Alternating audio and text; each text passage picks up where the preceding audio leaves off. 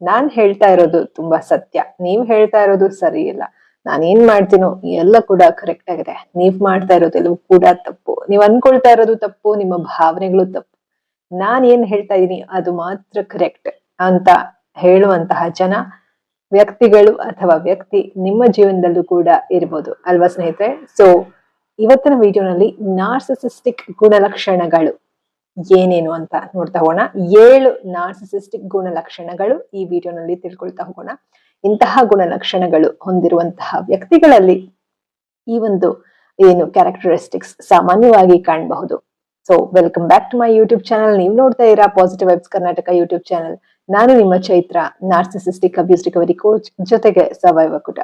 ಸ್ನೇಹಿತರೆ, ಇವತ್ತಿನ ವಿಡಿಯೋನಲ್ಲಿ ನಾರ್ಸಿಸಿಸ್ಟಿಕ್ ವ್ಯಕ್ತಿಗಳು ಅಂದ್ರೆ ಈ ಒಂದು ನಾರ್ಸಿಸಿಸಂ ರಿಕವರಿ ಹೀಲಿಂಗ್ ಜರ್ನಿನಲ್ಲಿ ನಿಮ್ಮ ಸುತ್ತಮುತ್ತ ಇರುವ ವ್ಯಕ್ತಿಗಳಲ್ಲಿ ಈ ಒಂದು 7 ಗುಣಲಕ್ಷಣಗಳು ಇದ್ರೆ, ಇಂತಹ ಒಂದು ಗುಣಲಕ್ಷಣಗಳು ನಾರ್ಸಿಸಿಸ್ಟಿಕ್ ಗುಣಲಕ್ಷಣಗಳು ಅಂತ ನೀವು ತಿಳ್ಕೊಳ್ಬೇಕಾಗತ್ತೆ.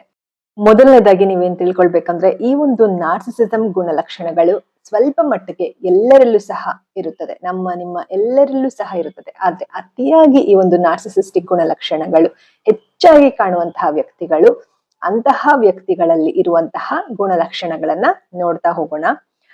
ಈ ಗುಣಲಕ್ಷಣಗಳನ್ನ ತಿಳ್ಕೊಂಡ್ರೆ ನಿಮ್ಮ ಒಂದು ಬೌಂಡ್ರಿಗಳು ಮತ್ತು ಮನಃಶಾಂತಿಯನ್ನು ಕಾಪಾಡ್ಕೊಳ್ಬಹುದು. ಅಂದ್ರೆ ನಿಮ್ಮ ಬೌಂಡ್ರಿನ ದಾಟಿ ಅವರು ನಿಮ್ಗೆ ನೋವನ್ನ ಉಂಟು ಮಾಡೋದಕ್ಕೆ ಸಾಧ್ಯ ಆಗ್ಬಾರ್ದು. ಆ ರೀತಿಯಲ್ಲಿ ಈ ಒಂದು ಬೌಂಡ್ರಿನ ಹಾಕೊಂಡು ನಿಮ್ಮ ಒಂದು ಮನಃಶಾಂತಿನ ಕಾಪಾಡ್ಕೊಳ್ಳೋದಕ್ಕೆ ಈ ಒಂದು ಗುಣಲಕ್ಷಣಗಳು ತಿಳ್ಕೊಳ್ಳೋದು ತುಂಬಾನೇ ಮುಖ್ಯ ಅಂತ ಹೇಳ್ಬೋದು. ಮೊದಲನೇದಾಗಿ ಗ್ರ್ಯಾಂಡಿಯಾಸಿಟಿ ಅಂತಂದ್ರೇನು? ಅತಿಯಾದ ಶ್ರೇಷ್ಠ ಭಾವನೆ. ಅಂದ್ರೆ they exaggerate their achievements and feel superior. ಅವರೇ ಒಂದು ಅಚೀವ್ಮೆಂಟ್ಸ್, ಅವರು ಏನು ತುಂಬಾ ಅಚೀವ್ ಮಾಡಿರ್ತಾರೆ ಲೈಫ್ ಅಲ್ಲಿ, ಅದನ್ನ ನಾನೇ ಹೆಚ್ಚು, ನನ್ನನ್ನು ಬಿಟ್ಟರೆ ಬೇರೆ ಯಾರು ಮಾಡೋದಕ್ಕೆ ಸಾಧ್ಯ ಇಲ್ಲ ಅನ್ನುವ ರೀತಿಯಲ್ಲಿ ಅವರು ಅದನ್ನ ಭಾವಿಸ್ತಾರೆ. ಅತಿಯಾದ ಶ್ರೇಷ್ಠ ಭಾವನೆ. ಈಗ ಪ್ರತಿಯೊಬ್ಬರಲ್ಲೂ ನಾನು ಶ್ರೇಷ್ಠ ಅನ್ನೋದು ಇರೋದು ತಪ್ಪಲ್ಲ ಸ್ನೇಹಿತರೆ, ಆ ರೀತಿ ಇದ್ರೇನೆ ನಮ್ಗೆ ಒಂದು ಕಾನ್ಫಿಡೆನ್ಸ್ ಬರೋದು. ಆದ್ರೆ ಇಂತಹ ವ್ಯಕ್ತಿಗಳಲ್ಲಿ ಅತಿಯಾದ ಶ್ರೇಷ್ಠ ಭಾವನೆ ಇರುತ್ತೆ. ಹಾಗಂತೇಳಿ ಅವರು ಕೆಟ್ಟವರಂತಲ್ಲ, ಇದು ಒಂದು ಸೈನ್ಸ್ ಅಂತ ನಾವು ಹೇಳ್ಬೋದು. ಇದಕ್ಕೆ ಸಾಕಷ್ಟು ರೆಮಿಡಿ ಅಂದ್ರೆ ರಿಕವರಿ ಹೀಲಿಂಗ್ ಮಾಡ್ಕೊಳ್ಳೋದಕ್ಕೆ ನಿಮ್ಗೆ ಸಾಕಷ್ಟು ಏನು ಸೊಲ್ಯೂಷನ್ಗಳು ಕೂಡ ಇದೆ. ನಿಮ್ಮಲ್ಲೂ ಕೂಡ ಈ ಒಂದು ಗುಣಲಕ್ಷಣಗಳು ಕಾಣಿಸಿದ್ರೆ ದಯವಿಟ್ಟು ನೀವು ಏನು ಧೃತಿಗೆಡಬೇಡಿ, ನೀವು ಮನಃಶಾಂತಿಯನ್ನ ಕಂಡುಕೊಳ್ಬಹುದು ಅಂತ ಹೇಳೋದಕ್ಕೆ ಇಷ್ಟಪಡ್ತೀನಿ. ಇದನ್ನ ತಿಳ್ಕೊಳ್ಳಿ ಅಷ್ಟೇ. ಫಸ್ಟ್ ಗುರುತಿಸೋದು ತುಂಬಾ ಮುಖ್ಯ. ಮೊದಲನೇದಾಗಿ ನಾನೇನ್ ಹೇಳಿದೆ, ಗ್ರ್ಯಾಂಡಿಯಾಸಿಟಿ, ಅತಿಯಾದ ಶ್ರೇಷ್ಠ ಭಾವನೆ.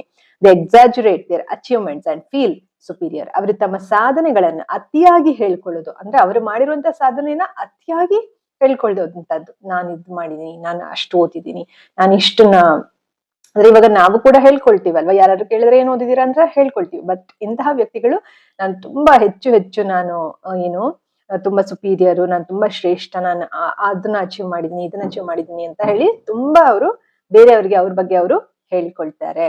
ಆಯ್ತಾ? ಅವರು ತಮ್ಮ ಸಾಧನೆಗಳನ್ನ ಅತಿಯಾಗಿ ಹೇಳ್ಕೊಂಡು ಇತರರಿಗಿಂತ ತಾವು ಮಾತ್ರ ಶ್ರೇಷ್ಠರು ಅಂತ ಭಾವಿಸ್ತಾರೆ. ಅಂದ್ರೆ ಈಗ ಆತರ ಹೇಳ್ಕೊಳ್ಳೋದ್ರ ಜೊತೆಗೆ ಬೇರೆಯವರು ಕೂಡ ಶ್ರೇಷ್ಠ ಅಂತ ಭಾವಿಸಿದ್ರೆ ಪರವಾಗಿಲ್ಲ. ಬಟ್ ಇವ್ರೇನ್ ಮಾಡ್ತಾರೆ, ಇವರೇ ಅತಿಯಾಗಿ ಶ್ರೇಷ್ಠ ಅಂತ ಇವರು ಭಾವಿಸ್ತಾರೆ. ಬೇರೆಯವ್ರಿಗೆ ಇವರು ಏನು ಹೊಗಳಿದ್ರು ಕೂಡ ಅದು ಸ್ವಲ್ಪ ನಾಟಕೀಯವಾಗಿ ಇರುತ್ತೆ. ಮನಸ್ಫೂರ್ತಿಯಾಗಿ ಇವರು ಯಾರನ್ನು ಕೂಡ ಹೊಗಳೋದಿಲ್ಲ ಅನ್ನೋದನ್ನ ನಾವಿಲ್ಲಿ ಅರ್ಥ ಮಾಡ್ಕೊಳ್ಬೇಕಾಗುತ್ತೆ.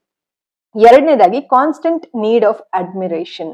ಅಂದ್ರೆ ಏನರ್ಥ? ಮೆಚ್ಚುಗೆಗಾಗಿ ಏನು ಇವ್ರು ಯಾವಾಗ್ಲೂ ಕೂಡ ಮೆಚ್ಚುಗೆ ಪಡೆಯೋದಕ್ಕೋಸ್ಕರ ಇವ್ರಿಗೆ ಒಂದು ಏನು ಕಾಯ್ತಾ ಇರ್ತಾರೆ. ಬೇರೆಯವ್ರು ಇವ್ರನ್ನ ಅಟೆನ್ಷನ್ ಕೊಡ್ಬೇಕು, ಅಡ್ಮೈರ್ ಮಾಡ್ಬೇಕು, ಇವರನ್ನ ಮೆಚ್ಚುಗೆ ಏನು ಇವ್ರನ್ನ ಮೆಚ್ಕೋಬೇಕು ಅಂತ ಯಾವಾಗ್ಲೂ ಇವ್ರ ಬಗ್ಗೆನೇ ಚಿಂತೆ ಮಾಡ್ತಾ ಇರ್ಬೇಕು ಅಂತ ಇವರು ಅನ್ಕೊಳ್ತಾ ಇರ್ತಾರೆ. They crave attention and validation all the time. ಅಂದ್ರೆ ಯಾವಾಗ್ಲೂ ಇವ್ರ ಬಗ್ಗೆನೇ ಯೋಚನೆ ಮಾಡ್ತಾ ಇರ್ಬೇಕು, ಇವ್ರ ಸುತ್ತಮುತ್ತ ಇರೋರು ವ್ಯಾಲಿಡೇಷನ್ ಅಂದ್ರೆ ಇವ್ರ ಬಗ್ಗೆನೇ ಯಾವಾಗ್ಲೂ ಥಿಂಕ್ ಮಾಡ್ತಾ ಇರ್ಬೇಕು ಅಂತ ಅನ್ಬಿಟ್ಟು ಯಾವತ್ತೂ ಮೆಚ್ಚುಗೆ ಮತ್ತು ಗಮನಕ್ಕಾಗಿ ಹವಣಿಸುತ್ತಾರೆ. ಹವಣಿಕೆ ಅಂತಂದ್ರೇನು? ಯಾವಾಗ್ಲೂ ಇವ್ರ ಬಗ್ಗೆನೇ ಥಿಂಕ್ ಮಾಡ್ತಿರ್ಬೇಕು. ಇವ್ರ ಸುತ್ತಮುತ್ತ ಇರೋರು ಇವರು ಬೇರೆಯವ್ರ ಬಗ್ಗೆ ಒಂದು ಹೊಗಳುವಂತದ್ದಾಗ್ಲಿ ಮೆಚ್ಚುಗೆ ಪಡುವಂತದ್ದಾಗ್ಲಿ ಮನಸ್ಫೂರ್ತಿಯಾಗಿ ಜೆನ್ಯೂನ್ ಆಗಿ ಮಾಡೋದಕ್ಕೆ ಅವ್ರಿಗೆ ಸಾಧ್ಯ ಆಗೋದಿಲ್ಲ. ಸೊ ಏನದು ಕಾನ್ಸ್ಟೆಂಟ್ ನೀಡ್ ಫಾರ್ ಅಡ್ಮಿರೇಷನ್, ಇದು ಎರಡನೇದು. ಮೂರನೇದಾಗಿ ಸೆನ್ಸ್ ಆಫ್ ಎಂಟೈಟಲ್ಮೆಂಟ್. ಓಕೆನಾ? ಅಂದ್ರೆ ಹಕ್ಕಿನ ಭಾವನೆ. ಅಂದ್ರೇನು? They believe they deserve special treatment. ಅಂದ್ರೆ ಇವರ ಒಂದು ಬರ್ತ್ ರೈಟ್ ಅಂತ ಅನ್ಕೊಂಡ್ಬಿಟ್ಟಿರ್ತಾರೆ, ಇವ್ರನ್ನ ಸ್ಪೆಷಲ್ ಆಗಿ ಟ್ರೀಟ್ ಮಾಡ್ಬೇಕು. ಅಂದ್ರೆ ಈಗ ಎಲ್ರು ಕೂಡ ಒಂದ್ ರೀತಿ ಸ್ಪೆಷಲ್, ಪ್ರತಿಯೊಬ್ರು ಕೂಡ ಯುನೀಕ್ ಪರ್ಸನ್, ಇಡೀ ಜಗತ್ತಲ್ಲಿ ಪ್ರತಿಯೊಬ್ರು ಒಂದು ಸ್ಪೆಷಲ್ ವ್ಯಕ್ತಿನೇ. ಆದ್ರೆ ಇಂಥ ವ್ಯಕ್ತಿ ಏನ್ ಮಾಡ್ತಾರೆ, ಇವರು ತುಂಬಾ ಸ್ಪೆಷಲ್, ಎಲ್ರಿಗಿಂತ ಇವರೇ ಸ್ಪೆಷಲ್ ಅಂತ ಇವರು ಅನ್ಕೊಳ್ತಾರೆ, ಅದು ಇವರೇ ಹಕ್ಕು ಅಂತ ಇವರು ಅನ್ಕೊಳ್ತಾರೆ. They believe that they deserve special treatment. ತಾವು ವಿಶೇಷವಾಗಿ ವರ್ತನೆ ಪಡೆಯಬೇಕೆಂದು ಭಾವಿಸ್ತಾರೆ. ಇವರನ್ನ ತುಂಬಾ ವಿಶೇಷವಾಗಿ ಎಲ್ರೂ ಇವರನ್ನ ಏನು ಟ್ರೀಟ್ ಮಾಡ್ಬೇಕು ಅಂತ ಇವರು ಯಾವಾಗ್ಲೂ ಕೂಡ ಸದಾಕಾಲ ಅದೇ ಒಂದು ಭಾವನೆಯಲ್ಲಿ ಇರ್ತಾರೆ. ಇದು ಮೂರನೇದಾಯ್ತು ಆಯ್ತಾ. ಎಷ್ಟಾಯ್ತು ಇವಾಗ? ಫಸ್ಟ್ ಒನ್ ಗ್ರಾಂಡಿಯಾಸಿಟಿ ಹೇಳ್ದೆ, second one constant need for admiration ಹೇಳ್ದೆ, ಅದಾದ ನಂತರ ಸೆನ್ಸ್ ಆಫ್ ಎಂಟೈಟಲ್ಮೆಂಟ್ ಅಂತಂದ್ರೆ ಹಕ್ಕಿನ ಭಾವನೆ, ಯಾವಾಗ್ಲೂ ಇವ್ರ ಬಗ್ಗೆನೆ ಏನು ಚಿಂತೆ ಮಾಡ್ತಾ ಇರ್ಬೇಕು ನಾವು ಅಂತ ಅನ್ಬಿಟ್ಟು. ನಾಲ್ಕನೇದಾಗಿ ಲ್ಯಾಕ್ ಆಫ್ ಎಂಪತಿ. ಇಂತಹ ವ್ಯಕ್ತಿಗಳಲ್ಲಿ ಎಂಪತಿ ಅನ್ನೋದು ಇರೋದಿಲ್ಲ. ಎಂಪತಿ ಅಂತ ಅಂದ್ರೇನು? ಅನುಕಂಪದ ಕೊರತೆ. ಅನುಕಂಪ ಅಂತ ಅಂದ್ರೇನು? ಇವಾಗ ಎಂಪತಿ ಮತ್ತೆ ಸಿಂಪತಿನಲ್ಲಿ ಡಿಫ್ರೆನ್ಸ್ ಇರುತ್ತೆ ಸ್ನೇಹಿತರೆ. ನಿಮ್ಗೆ ಕಮಿಂಗ್ ವಿಡಿಯೋನಲ್ಲಿ ಕ್ಲಿಯರ್ ಆಗಿ ಹೇಳ್ಕೊಡ್ತೀನಿ ಎಂಪತಿ ಅಂದ್ರೇನು, ಸಿಂಪತಿ ಅಂತ ಅಂದ್ರೇನು ಅಂತ. ಸದ್ಯಕ್ಕೆ ಇಷ್ಟ ಅರ್ಥ ಮಾಡ್ಕೊಳ್ಳಿ. ಇಂತಹ ವ್ಯಕ್ತಿಗಳಲ್ಲಿ ಎಂಪತಿ ಅನ್ನೋದು ಇರೋದಿಲ್ಲ ಆಯ್ತಾ. They can't feel or understand others emotions. ಬೇರೆಯವರ ಭಾವನೆಗಳನ್ನ ಇವರು ಅರ್ಥ ಮಾಡ್ಕೊಳ್ಳುವಂತಹ ಕೆಪಾಸಿಟಿ ಇವರಲ್ಲಿ ಇರೋದಿಲ್ಲ. ಅಂದ್ರೆ ಇವರ ಒಂದು ಬ್ರೈನ್ ಆ ರೀತಿ ವರ್ಕ್ ಮಾಡ್ತಾ ಇರುತ್ತೆ. ಅಂದ್ರೆ ಆ ಒಂದು ಬೇರೆಯವರ ಭಾವನೆಗಳನ್ನ ಅರ್ಥ ಮಾಡ್ಕೊಳ್ಳುವ ರೀತಿಯಲ್ಲಿ ವರ್ಕ್ ಮಾಡ್ತಾರಲ್ಲ ಬ್ರೈನು, ಅದಕ್ಕೆ ವಿರುದ್ಧವಾಗಿ ವರ್ಕ್ ಮಾಡ್ತಾ ಇರುತ್ತೆ. ಸೊ ಹಾಗಾಗಿ ಇತರರ ಭಾವನೆಗಳನ್ನ ಅರ್ಥ ಮಾಡಿಕೊಳ್ಳಲು ಅಥವಾ ಅನುಭವಿಸಲು ಇವರಿಗೆ ಸಾಧ್ಯ ಆಗೋದಿಲ್ಲ. They lac empathy. ಸೊ ಇದಿಷ್ಟು ನಾವು ತಿಳ್ಕೊಂಡ್ವಿ ಆಯ್ತಾ. 1 2 3 4 ಏನು ಟ್ರೇಟ್ಸ್ ತಿಳ್ಕೊಂಡ್ವಿ. ಈಗ 5th ಒನ್ ಏನಂತಂದ್ರೆ ಮ್ಯಾನಿಪುಲೇಟಿವ್ ಬಿಹೇವಿಯರ್, ಅಂದ್ರೆ ನಿಯಂತ್ರಣ ವರ್ತನೆ. ಅಂದ್ರೆ ಇವರು ಬೇರೆಯವರನ್ನ ನಿಯಂತ್ರಣ ಮಾಡ್ತಾ ಇರ್ತಾರೆ, ಯಾವಾಗ್ಲೂ ಕೂಡ ಇವರ ಸುತ್ತಮುತ್ತ ಇರೋರನ್ನ ಇವರು ನಿಯಂತ್ರಣ ಮಾಡ್ತಾ ಇರ್ತಾರೆ. They twist situations to control others. ಅಂದ್ರೆ ಸಿಚುವೇಶನ್ಸ್ ನ ಒಂದು ಟ್ವಿಸ್ಟ್ ಮಾಡ್ಬಿಡ್ತಾರೆ. ನೀವೊಂದ್ ರೀತಿ ಹೇಳಿದ್ರೆ ಇವರೇ ಒಂದ್ ರೀತಿ ಹೇಳ್ತಾ ಇರ್ತಾರೆ. ನೀವು ಇಲ್ಲ ಇದು ಹೀಗಲ್ಲ, ನಾನು ಈ ರೀತಿ ಅರ್ಥದಲ್ಲಿ ಹೇಳಿದ್ದು ಅಂತಂದ್ರೆ ಅವರು ಇಲ್ಲ, ಬೇರೆ ಅವ್ರಿಗೆ ಬೇಕಾಗಿರುವ ರೀತಿಯಲ್ಲಿ ಅದನ್ನ ಅರ್ಥೈಸ್ಕೊಳ್ಳೋ ರೀತಿ ಅವರು ವರ್ತಿಸುತ್ತಾರೆ. ಜೊತೆಗೆ ನಿಮ್ಮ ಒಂದು ಭಾವನೆನ ನಿಯಂತ್ರಣ ಮಾಡ್ತಾರೆ. They twist situations to control others. ಮತ್ತೆ ಇತರರನ್ನು ನಿಯಂತ್ರಿಸಲು ಪರಿಸ್ಥಿತಿಯನ್ನು ತಿರುಗಿಸುತ್ತಾರೆ. ಅವರಿಗೆ ಬೇಕಾದ ರೀತಿಯಲ್ಲಿ ಸಿಚುವೇಶನ್ಸ್ ನ ಅವರು ತಿರುಗಿಸ್ತಾರೆ, ಟ್ವಿಸ್ಟ್ ಮಾಡ್ತಾರೆ ಅಂತ ಹೇಳಿ. ಓಕೆನಾ. So next 5ನೇದಾಯ್ತಲ್ವಾ. 6ನೇದ್ ಬಂದು ಎನ್ವಿ ಅಂಡ್ ಕಂಪ್ಯಾರಿಸನ್ ಅಂತಂದ್ರೆ ಅಸೂಯೆ ಮತ್ತು ಹೋಲಿಕೆ. ಇವ್ರಿಗೆ ಹೊಟ್ಟೆ ಕಿಚ್ಚಿನ ಭಾವ ಹೆಚ್ಚಾಗಿ ಇರುತ್ತೆ.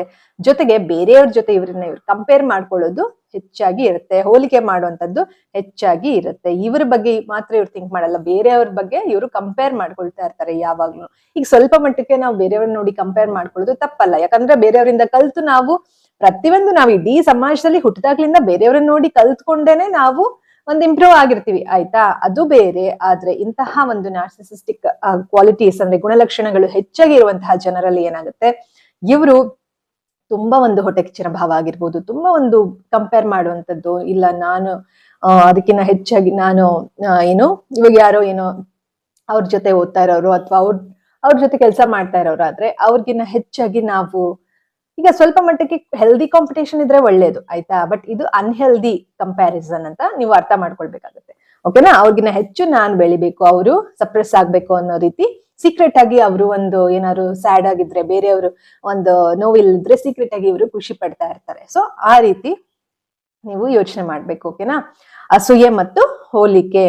They envy others or think others envy them. ಅಂದ್ರೆ ಇವ್ರು ಇನ್ನೊಂದು ರೀತಿನೂ ಯೋಚನೆ ಮಾಡ್ತಾರೆ, ಬೇರೆಯವರು ಇವ್ರನ್ನ ನೋಡಿ ಹೊಟ್ಟೆ ಕಿಚ್ಚು ಪಟ್ಕೊಳ್ತಾ ಇದಾರೆ ಅನ್ನೋ ರೀತಿ ಕೂಡ ಇವರು ಯೋಚನೆ ಮಾಡ್ತಾರೆ. ಬಟ್ ಎಂಪತ್ಗಳು ಇವ್ರನ್ನ ನೋಡಿ ಏನ್ ಹೊಟ್ಟೆ ಕಿಚ್ಚು ಪಡ್ತಾ ಇರಲ್ಲ. ಬಟ್ ಇವ್ರೇನ್ ಅನ್ಕೊಳ್ತಾರೆ, ನಾರ್ಸಿಸಿಸ್ಟಿಕ್ ವ್ಯಕ್ತಿಗಳು ಇವ್ರನ್ನ ನೋಡಿ ಬೇರೆಯವರು ಹೊಟ್ಟೆ ಕಿಚ್ಚು ಪಟ್ಕೊಳ್ತಾ ಇದಾರೆ ಅಂತ ಅನ್ಕೋತಾರೆ. ಬಟ್ ನಿಜ ವಾಸ್ತವದಲ್ಲಿ ಇವರು ಬೇರೆಯವರನ್ನ ನೋಡಿ ಹೊಟ್ಟೆ ಕಿಚ್ಚು ಪಟ್ಕೊಳ್ತಾ ಇರ್ತಾರೆ, ಅಸೂಯೆ ಪಟ್ಕೊಳ್ತಾ ಇರ್ತಾರೆ, ಕಂಪೇರ್ ಮಾಡ್ಕೊಳ್ತಾ ಇರ್ತಾರೆ, ಎನ್ವಿ ಅಸೂಯೆ ಮತ್ತು ಹೋಲಿಕೆ ಮಾಡ್ಕೊಳ್ತಾ ಇರ್ತಾರೆ ಅಂತ ನಾವಿಲ್ಲಿ ಅರ್ಥ ಮಾಡ್ಕೊಳ್ಬೇಕಾಗುತ್ತೆ. ಓಕೆನಾ.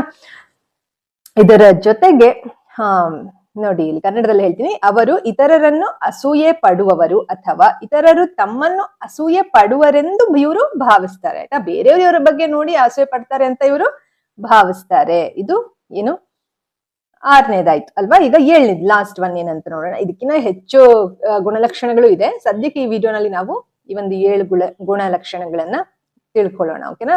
ಕೊನೆಯದಾಗಿ ಫ್ರೆಜೈಲ್ ಸೆಲ್ಫ್ ಎಸ್ಟೀಮ್ ಅಂದ್ರೆ ನಾಜೂಕಾದ ಆತ್ಮಗೌರವ. ಓಕೆನಾ. ಇದ ಅರ್ಥ ಏನು? Behind their pride lies deep insecurity. ಅಂದ್ರೆ ಇವರ ಒಂದು ಏನು ಮಾಸ್ಕ್ ತರ ಹಾಕೊಂಡಿರ್ತಾರೆ, ಪ್ರೈಡ್, ನಾನೇ ಒಂದು ಶ್ರೇಷ್ಠ ಅನ್ನೋ ರೀತಿ ಒಂದು ಮುಖವಾಡ ಧರಿಸ್ಕೊಂಡಿರ್ತಾರೆ ಎಲ್ಲರ ಮುಂದೆ. ಅದರ ಹಿಂದೆ ಏನಿರುತ್ತೆ ಇವ್ರಿಗೆ, ಆ ಒಂದು ಮುಖವಾಡದ ಹಿಂದೆ ಏನಿರುತ್ತೆ, ಆಳವಾದ ಅಸ್ಥಿರತೆ ಇರುತ್ತೆ.